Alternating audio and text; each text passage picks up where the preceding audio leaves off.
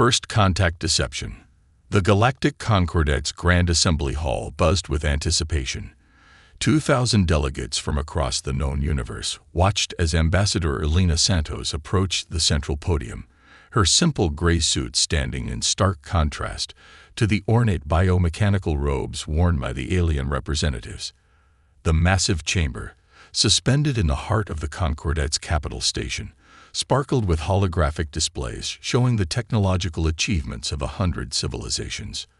20 years had passed since humanity's apparent stumble into faster-than-light travel. The galaxy had watched with mixed amusement and pity as humans struggled with what they considered primitive warp technology, barely managing to establish a handful of colonies within 10 light-years of Earth. Today, that perception would change. First speaker Ixchilnix, their crystalline form refracting light in complex patterns, leaned forward on their elevated platform. Ambassador Santos, the Concordat has reviewed Earth's petition for elevated status. Given your civilization's limited technological development, we fail to see justification for such a request. Elena smiled, an expression that didn't quite reach her eyes. First speaker, if I may, I'd like to share something about human history. Are you familiar with the concept of a Potemkin village? The universal translator stumbled for a moment before finding an equivalent concept. Confusion rippled through the assembly as delegates consulted their neural interfaces. During humanity's pre-space age, Elena continued, there was a practice of creating elaborate facades to hide true capabilities or conditions. The term comes from fake villages built to impress an empress. She paused, letting the concept sink in. Humanity has learned much from studying our own history. A low murmur spread through the chamber as Elena retrieved a small device from her pocket. The security systems, some of the most advanced in the galaxy, didn't even register its presence. With a gentle tap, the device activated. The entire chamber plunged into darkness. When the lights returned a second later, the holographic displays had changed. Instead of showing the known human colonies and their handful of crewed ships, they revealed something impossible. A vast network of bases and facilities, hidden in dimensional pockets throughout supposedly empty space. Shipyards larger than solar systems, research stations studying phenomena the Concordat had deemed impossible to harness. For 2 decades, Elena's voice carried across the stunned silence. Humanity has maintained what we call the Veil Protocol. While you watched our primitive attempts at space travel, we were building something else entirely. The central display focused on a massive vessel emerging from what appeared to be a fold in space itself. The ship, designated as the TES Prometheus, defied conventional design. Its hull seemed to exist in multiple dimensional states simultaneously, making it difficult for even the advanced sensors of the Concordat to maintain focus. We didn't do this out of malice, Elena assured them, noting the growing alarm among the delegates. But our first observations of the Concordat revealed something troubling. Complacency. Your civilizations have grown comfortable, confident that you've discovered all there is to know about the universe. First speaker, Ixchilnix's crystalline form had lost some of its luster. Impossible. Our monitoring systems cover every corner of known space. Nothing of this scale could have escaped our notice. Unless, Elena replied, someone had figured out how to operate in spaces you never thought to look. Humanity's greatest strength isn't our technology. First speaker, it's our perpetual doubt in our own assumptions. We question everything, especially the things we think we know for certain. The displays showed more vessels emerging from dimensional pockets, each one incorporating technologies that the Concordat had deemed theoretical at best, impossible at worst. But it wasn't just military might on display. There were medical facilities that had cured diseases the Concordat had long abandoned as hopeless, energy production systems that harnessed forces the galaxy's best minds had dismissed as too unstable to utilize. We come before you today not to boast, Elena continued, her voice softening, but to warn. In our exploration of these hidden spaces, we've discovered something that threatens not just humanity, but all life in the galaxy. We could face it alone. We've prepared for that possibility. But we believe the galaxy stands a better chance if we face it together. The chamber erupted in a chaos of questions and demands, but Elena remained calm. She had just shattered 2 decades of carefully constructed deception, revealed humanity's true face to the galaxy, and challenged everything the Concordat thought they knew about the universe. But this was just the beginning. As the first speaker called for order, Elena's quantum communicator buzzed silently against her wrist. The message was brief but significant. Phase 2 is ready. The Prometheus awaits. The real revelations were yet to come. The Void Walker Project. The TES Prometheus hung in the void like a contradiction made manifest. Even the most advanced sensors of the Galactic Concordat struggled to maintain a consistent reading on the vessel. Its hull seemed to shimmer between states of existence, parts of it occasionally appearing to overlap with themselves in impossible ways. Admiral Sarah Chen stood at the observation deck of the massive ship, watching as the delegation of Concordat scientists and officials approached in their shuttle. After Ambassador Santos' revelation at the Grand Assembly, the Concordat had demanded a closer inspection of humanity's flagship. They were about to learn that seeing wasn't necessarily believing. They're going to have questions about the quantum fold drive, Dr. Marcus Webb, the project's lead scientist, said as he joined her at the window. His dark eyes reflected the strange distortions that surrounded the ship's hull. "Let them ask," Sarah replied, a slight smile playing at the corners of her mouth. 20 years of secrets is enough. Besides, they need to understand what we're up against.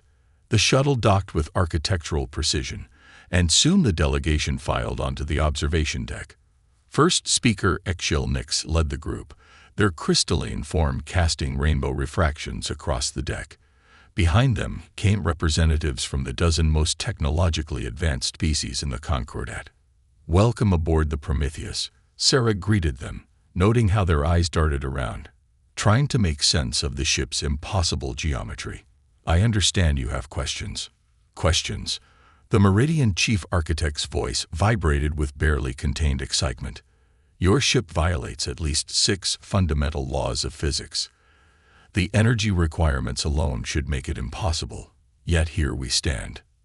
Dr. Webb stepped forward, activating a holographic display that filled the center of the observation deck.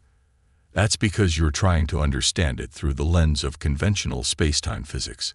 The Void Walker Project began with a simple question. What if the laws we know are merely a subset of a larger system? The display showed the development of humanity's revolutionary theory, that conventional spacetime was just one layer of a much more complex multidimensional structure.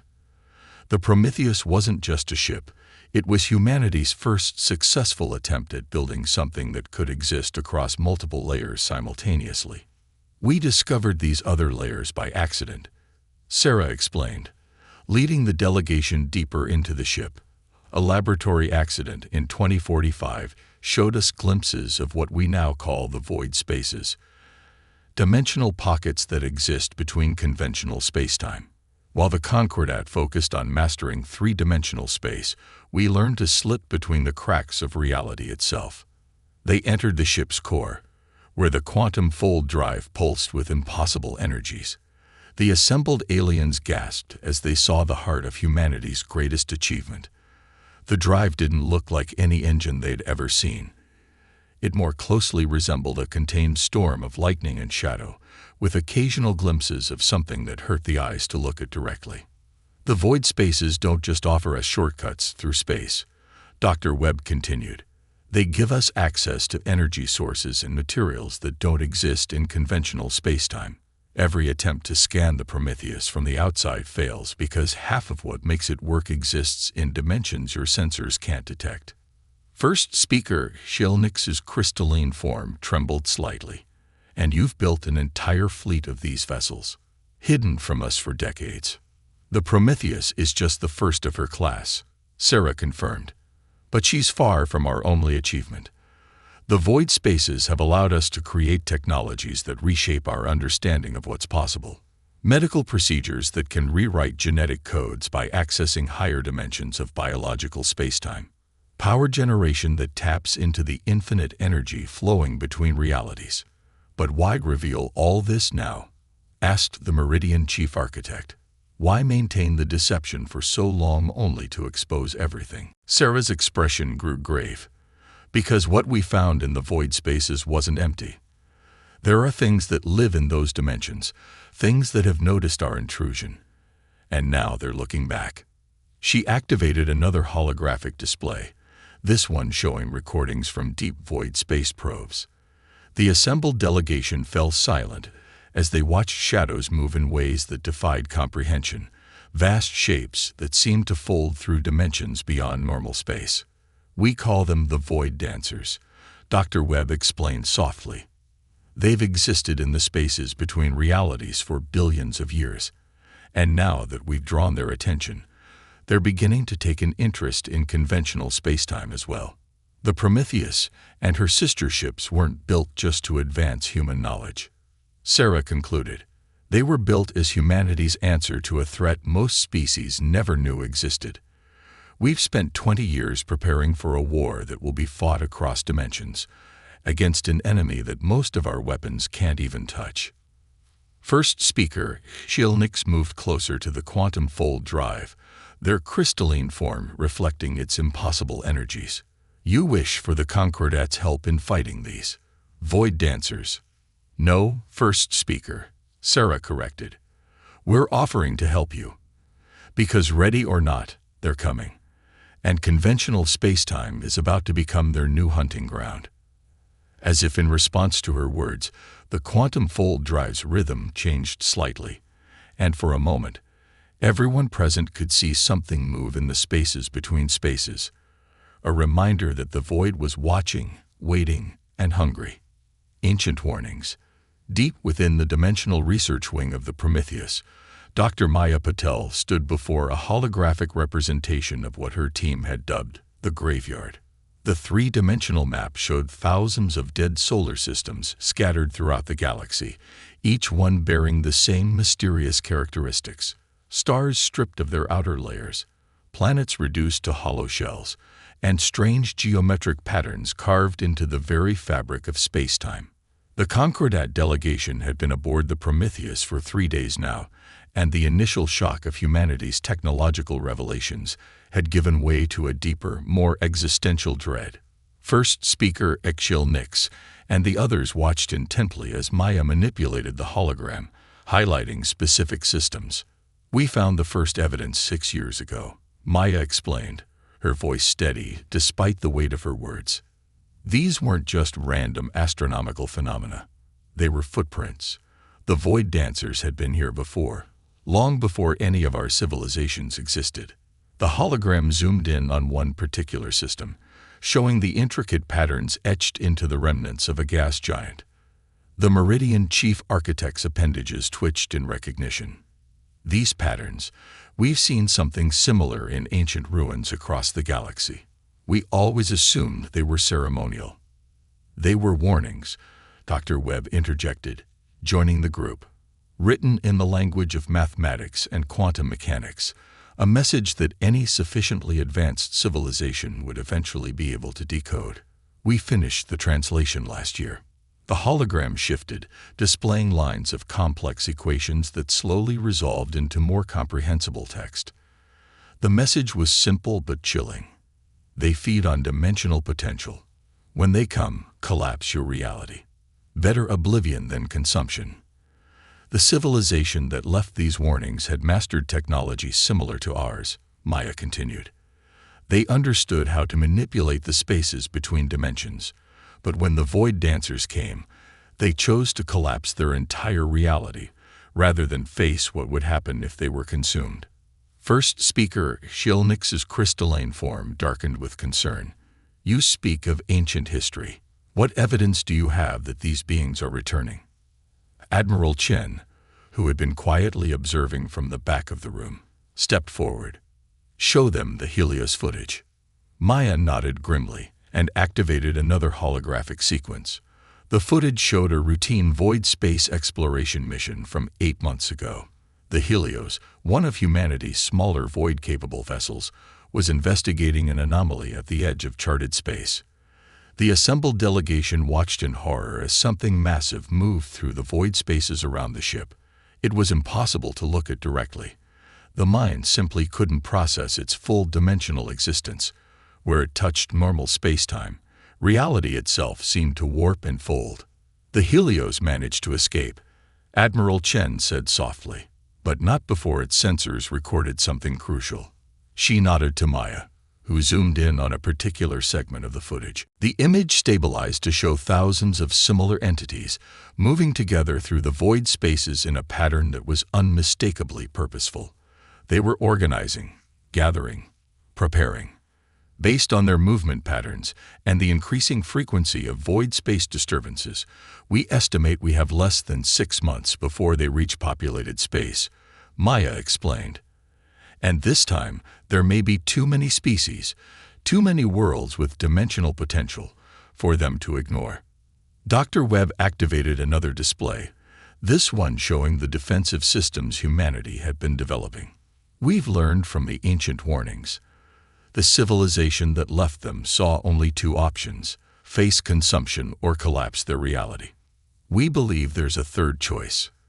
The display showed complex schematics for what they called dimensional anchors, massive devices designed to stabilize space-time against external manipulation. If we can't stop them from entering our reality, we can at least make it harder for them to digest it, he explained. But it won't be enough on its own, Admiral Chen added. The anchors can buy us time, but to actually fight back, we need to do something unprecedented. She looked directly at first speaker Xilnix. We need to teach other species how to access and manipulate void space technology. Quickly. The implications weren't lost on anyone present. Humanity was offering to share their most closely guarded technological secrets, knowledge that could easily be used against them in the future. The risk was enormous, but the alternative was worse. The void dancers feed on dimensional potential, Maya concluded. Every species that develops void space technology increases that potential, makes our reality more attractive to them. Humanity's advancement alone was enough to draw their attention. But together, all of our species pushing the boundaries of dimensional science, we've made ourselves irresistible. First speaker, Xilnix moved to the center of the room, their crystalline form reflecting the holographic warnings that surrounded them. You understand what you're asking. To completely reshape the technological balance of power in the galaxy, to trust species that until days ago you were actively deceiving. Yes, Admiral Chen replied simply. Because the alternative is watching everything we know get consumed by beings that consider our entire dimension little more than a suitable feeding ground. The ancient warnings tell us what happens if we fail, first speaker. The question is, what are we willing to do to ensure we don't? The room fell silent as the implications settled over everyone present. Through the viewport, the quantum fold drive pulsed rhythmically. Its energies a reminder of both humanity's achievements and the attention those achievements had drawn. Time was running out, and the hardest decisions still lay ahead. The coming storm. The Concordate's capital station had never seen activity like this before. In the 3 months since humanity's revelation, the massive structure had transformed from a bureaucratic hub into a wartime command center. Holographic displays showed the progress of dimensional anchor installations across key systems, while status updates from the crash course in void space technology scrolled continuously across multiple screens. Commander Ryan Ekamura stood at the central planning table, surrounded by representatives from 30 different species. The former enemies and suspicious allies were now united by a common purpose: survival. But time wasn't on their side. The Helix cluster reported another void space disturbance. Ryan announced, updating the main tactical display. They're getting closer, and they're moving faster than we predicted. New estimate puts first contact in 63 days. The news sent ripples of concern through the assembled leaders. The Artaxian War Master, a being of living metal and crackling energy, leaned forward. How many dimensional anchors will be operational by then? At current pace, maybe 40% of what we planned, Rai replied grimly. We've simplified the design as much as we can, but manufacturing quantum-locked materials takes time, even with every industrial center in the galaxy working at full capacity. First speaker Nix, who had barely left the command center in weeks, manipulated the display to show the latest void space sensor data and the training program. Dr. Webb, now heading the galaxy-wide technology transfer initiative, stepped forward. We've successfully taught the basics of void space manipulation to engineering teams from 15 species. Another 20 are showing promise. But he hesitated. Understanding the principles and being able to effectively fight in void space are very different things. The display shifted to show footage from recent training exercises. Ships from various species attempted to navigate the complex dimensional maneuvers that humanity had mastered over decades. Some succeeded brilliantly, their crews adapting to think in new ways about space and time. Others struggled, their ships barely managing basic void space transitions. The Void Dancers won't wait for us to be ready. Admiral Chen's voice came from the quantum comlink connecting them to the Prometheus, currently overseeing the installation of a dimensional anchor in the Carina sector. We need to focus on our strengths. Each species brings something unique to this fight. She was right. The Artaxians' living metal technology had proven remarkably adaptable to void space manipulation. The crystalline Silnix had an intuitive understanding of dimensional mathematics that helped them master the theoretical principles quickly. Even the Meridians, initially skeptical, had contributed breakthrough improvements to the dimensional anchor designs. We've detected something else. Maya's voice joined the conversation, her hologram appearing above the tactical table. The void space disturbances aren't just getting more frequent, they're changing pattern. Look at this. The display updated to show a complex mathematical model of recent void space activities. What had once been seemingly random disturbances now showed clear evidence of coordination. The Void Dancers weren't just approaching. They were organizing for a systematic assault. They're testing our defenses, Rai realized, studying the patterns. Each incursion is designed to probe our response capabilities, to learn our technological limitations. Then we need to show them something unexpected, Admiral Chen declared. Dr. Webb, how close are we to implementing Project Mobius? The scientist's expression was guarded. The prototype is ready, but the risks are less than the risk of doing nothing. Chen interrupted. Brief them. Webb nodded reluctantly and brought up a new set of schematics. The assembled leaders leaned forward, trying to make sense of what they were seeing. The design seemed to fold in on itself in impossible ways, like an Escher drawing given form in higher dimensional space. Project Mobius is our attempt to turn the Void Dancers' own nature against them, Webb explained. Instead of trying to keep them out of our spacetime, we create a recursive dimensional loop.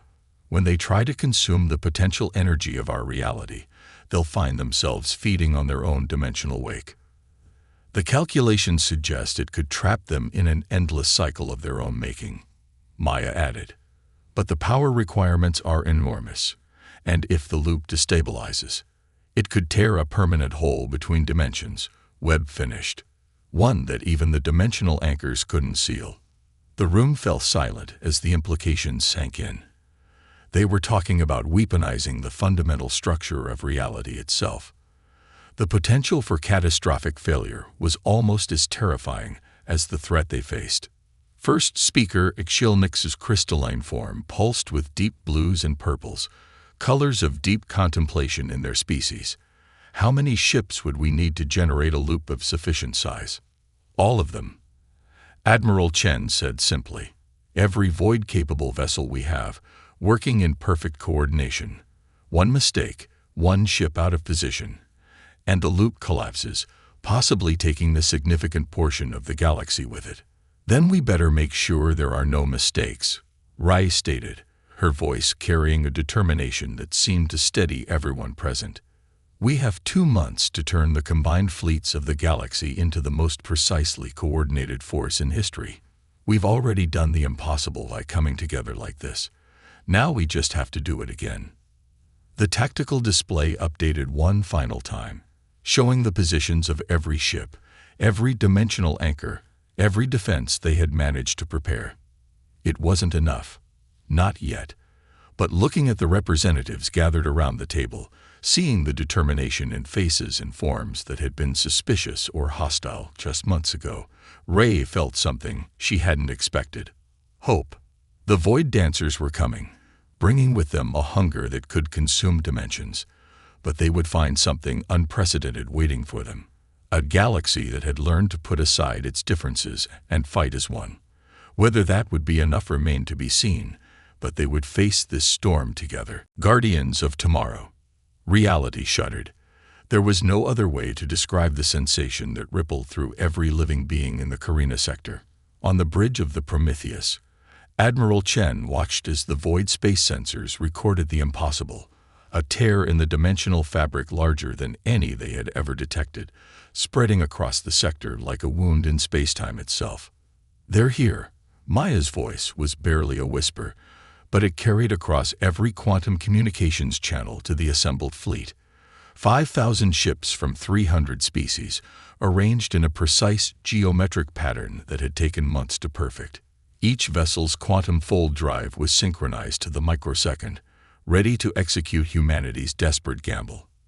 The Void Dancers emerged from the tear like oil spreading through water, their vast forms distorting reality wherever they touched it. The initial scout probes had barely hinted at their true scale. Each entity was the size of a solar system, their bodies existing across multiple dimensions simultaneously. By the eternal stars, First Speaker Exial Mix breathed, their crystalline form resonating with the dimensional distortions. There are thousands of them. All ships maintain formation. Commander Ray's voice cut through the growing tension. Remember your training. Don't look directly at them. Use your void space sensors and trust your instruments. The fleet held position as the Void Dancers approached, their impossible forms spreading out in a pattern that mirrored the defensive formation. They were learning, adapting, showing an intelligence that was both fascinating and terrifying. "They're testing the dimensional anchors," Dr. Webb reported from his station on the Prometheus. The massive devices they had scattered throughout the sector were already straining, their quantum-locked fields struggling to maintain the stability of local spacetime. The first attack came without warning. One of the Void Dancers simply reached out and folded a portion of reality, consuming the dimensional potential of an entire star system in seconds. The dimensional anchor in that system overloaded and collapsed, its death throes sending ripples of distorted spacetime across the sector. "All ships, commence Phase 1. Admiral Chen ordered, her voice steady despite the horror they had just witnessed. "Project Mobius begins now." 5,000 quantum fold drives activated simultaneously, their energies carefully calibrated to resonate with each other. The void space between dimensions began to vibrate with a frequency that made the sensors scream in protest. The Void Dancers reacted immediately, their vast forms twisting in ways that defied comprehension as they sensed the change in the dimensional fabric. They began to move faster, more aggressively, reaching out to consume more systems. "Phase 2, execute," Rai commanded. The fleet began to move in perfect synchronization, each ship tracing precise patterns through both normal and void space. The Artaxian vessels, their living metal hulls flowing like liquid, led the most complex maneuvers. Behind them, the crystalline ships of the Xilnix refracted void energy in carefully calculated patterns. The Prometheus itself, humanity's flagship, pulsed with energy as it coordinated the entire effort. The ship's quantum fold drive was running beyond its design limits, its core temperature approaching critical levels. "The loop is starting to form," Maya reported, her hands dancing across the sensor controls. 15%, 30%. The Void Dancers are responding. The massive entities had indeed noticed the growing dimensional distortion. Some began to pull back, showing the first signs of uncertainty they had ever displayed. Others pressed forward more aggressively, perhaps sensing the trap but unable to resist the concentrated dimensional energy the fleet was generating. "We've lost the Helios sector anchors." Webb's voice was tight with concern.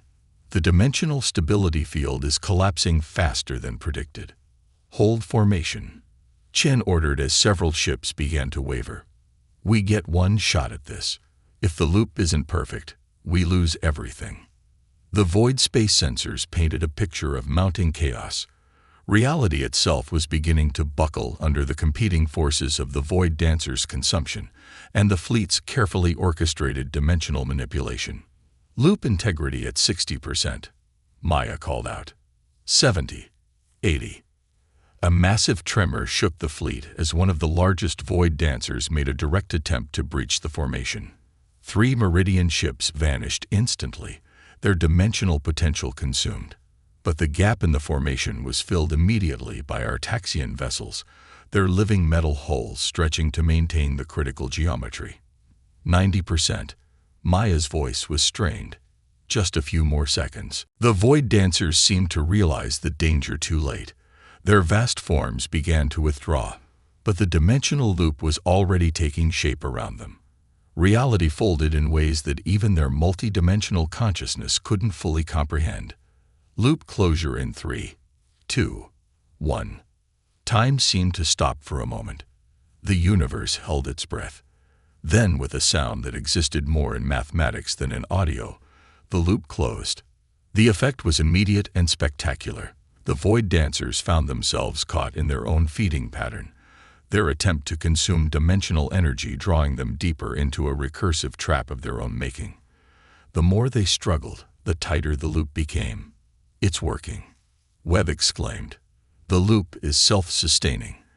They're being pulled in." One by one, the vast entities were dragged into the dimensional trap, their forms distorting and folding until they vanished completely. The few that had managed to stay outside the loop retreated in what could only be described as panic, fleeing back through their dimensional tier, which sealed itself behind them. The bridge of the Prometheus erupted in cheers. A sound echoed across 5,000 ships in a dozen different languages. They had done it. They had faced down beings that consumed dimensions and found a way to trap them in their own nature. As the celebration continued, Admiral Chen moved to the viewport, watching as reality slowly stabilized around them. The dimensional anchors would need to be maintained, the loop monitored for eternity to ensure it remained stable.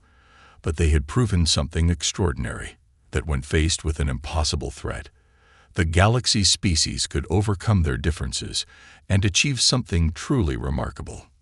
"Admiral," Maya called softly, "we're detecting a quantum signature from the loop. It's like nothing we've ever seen before." Chen smiled. They had created something new in their desperate bid for survival, a phenomenon that would take generations to understand. But they would face that challenge together, just as they had faced this one. "Send word to the Concordat," she ordered. Tell them that tomorrow is secure, and our watch begins." The fleet remained in formation, 5,000 ships from 300 species, no longer divided by their differences, but united by their shared victory. They had become something more than allies. They were now the guardians of tomorrow, protectors of a reality they had nearly lost, and architects of a future that stretched endless with possibility.